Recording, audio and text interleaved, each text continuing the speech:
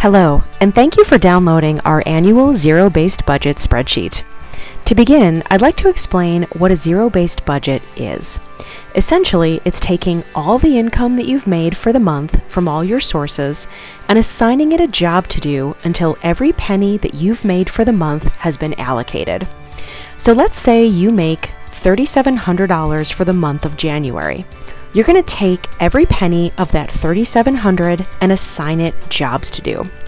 And that could be paying monthly bills, it could be transfers into savings or investments, it could be paying one of those annual bills that kind of pop up periodically, or it could even be money that you're setting aside in a savings account towards a large purchase or a bill that you'll be making later in the year. That's called a sinking fund, and we're going to get into more about that later. Now, what's important is at the end of the day, you've done something with every penny of that $3,700 and that your budgeted leftover amount is zero. That is a zero-based budget. Now, I'm going to show you what I mean in the spreadsheet. Now, when you open the document, it'll look like this, blank and ready for your inputs. Now, the first thing you'll have to be prepared with is your data. So you're going to want to pull together all your typical bills and your expense categories that you see within a month and throughout the year. Now, to get you going, I'm displaying some typical ones that you might see in each category. Feel free to pause the screen to take stock of these. Now, your sources and your expenses are very personalized, however, so no two budgets are likely to be the same. Now, a sinking fund is a separate savings account that you put money aside into each month to save up for a specific bill or purchase. Now, this is typically a large purchase that you can't cover in just your usual monthly income, so you have to save for it little by little. So let's say that you want to take a trip in July and you need $1,500 to be able to go. Now, you know you won't be able to pay for that trip out of your July income alone, so if you saved $250 from each month's income in the months of January through June, you'd have $1,500 saved up just in time for your trip in July. Now, this is a great use of sinking funds, and I highly recommend that you put them in place for large planned purchases or trips or known expenses throughout the year. And you don't have to start all of them in January, depending on the size of them or when they're due, you can split it up throughout the year so that you have enough by the time that bill is due. Now, you'll notice that the spreadsheet is divided into sections. This first section in column C is where you're going to be adding in all of those sources for both income and for the expense categories that I mentioned earlier, like monthly bills, savings and investments, irregular bills, and sinking funds. Now, I filled out my example sources here for you already. So these are the income and expense sources that I'm going to be using throughout the demonstration, just as an example to show you how it works. Now, you can start the spreadsheet in any month that you happen to be starting your budgeting journey, but let's pretend that it's January and you are starting from the beginning to take advantage of the full annual view. So let's just focus on January for now. Now, at this point, we're going to be filling out this column, the budget column. We're going to be putting in the amounts at the beginning of each month that you believe that you'll be making income-wise. And once you have those in, you'll notice that this box up here will total. This is your total anticipated monthly income. Now, do the same for the expense categories that you're anticipating for the month. Now, each one does not need to be filled out, only if you're anticipating it for the month of January. And there's going to be categories that you know are always the same, like your mortgage or your auto payment, but there's also going to be things that are variable, like your utility bills. So just do your best and sort of guesstimate based on maybe what they've been historically or what you're anticipating, just to have something in there for now so that you can budget accordingly. Now, remember, your goal is to budget every penny of your monthly income into an expense category. So the goal is to get these two numbers up here to match, and this box to show a zero, meaning that you have nothing left to allocate.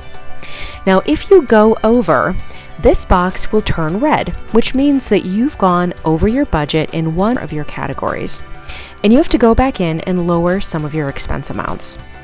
Alternatively, if you still have an amount in this box, it means that you didn't allocate all of it. You can either leave it here as a bit of a cushion for yourself throughout the month, or you can add it to any one of your budgets. Now, once you've achieved a 0 in this box, you're ready to begin the month. The next column is the spent column, meaning actual money you've spent so far in the month in each category. So if you got paid, you can put your paycheck amount here. Now, you also paid your mortgage and the car payment, so you can put those amounts in the spent column as well. Now, we also got the natural gas bill for the house. Now, you'll see we budgeted $35 for the bill, but as it turns out, it actually came in at $47, so we are $12 over budget. And you'll see that our budgeted number of 35 and our spent number of 47 don't match.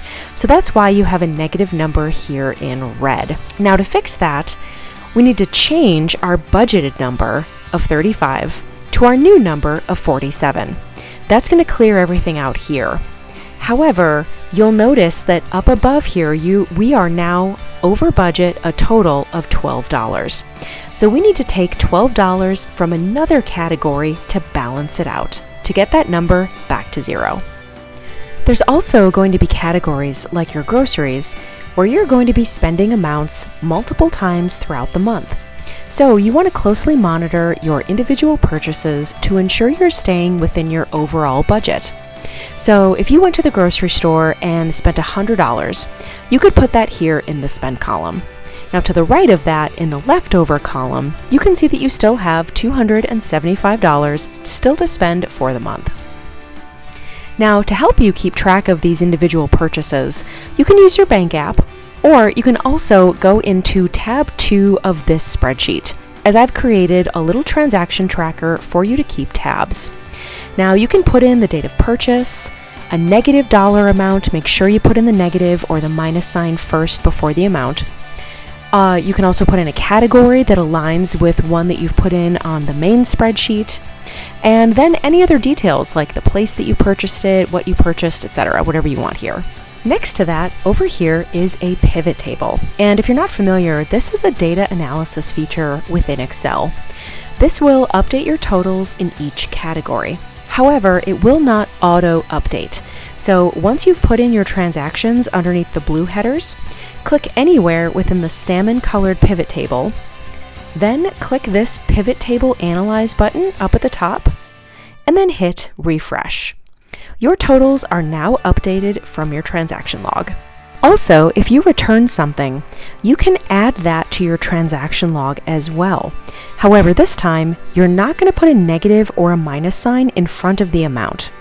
You'll just enter the amount as is. This will ensure that it gets subtracted from your totals instead of added to them. And as the month goes on, you can add these spent to date totals to the main tab, just like we added the $100 to the grocery spent column a moment ago. So as you go through the month, you'll continue to monitor your budget and update everything on a regular basis, ensuring your remaining number stays at 0. Now, if I'm planning to make any savings transfers or discretionary spending, I typically make those towards the end of the month to ensure that nothing unexpected came up that might make me need to reallocate any of those funds. And at the end of the month, make sure that you've entered all your spent amounts and that everything has been balanced. Then you can start planning your budget all over again for the next month.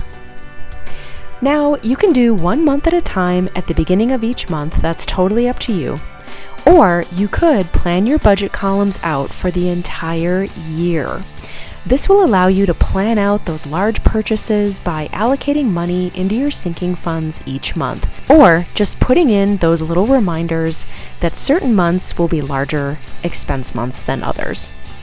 This approach also allows you to take advantage of the last section of the spreadsheet, which is your annual totals. Now, this automatically adds up your budgeted amounts and your spent amounts in each category. Now, I think this is helpful to see what you're spending in each category on an annual basis, as the number may surprise you. So perhaps you're alarmed by the amount of money that you're spending in a particular category, and maybe you want to lower your monthly budgets on it just to get that overall number down. This is a great way to see the bigger picture of your finances and plan ahead. Now, I hope you found this tutorial helpful, and good luck on your budgeting journey.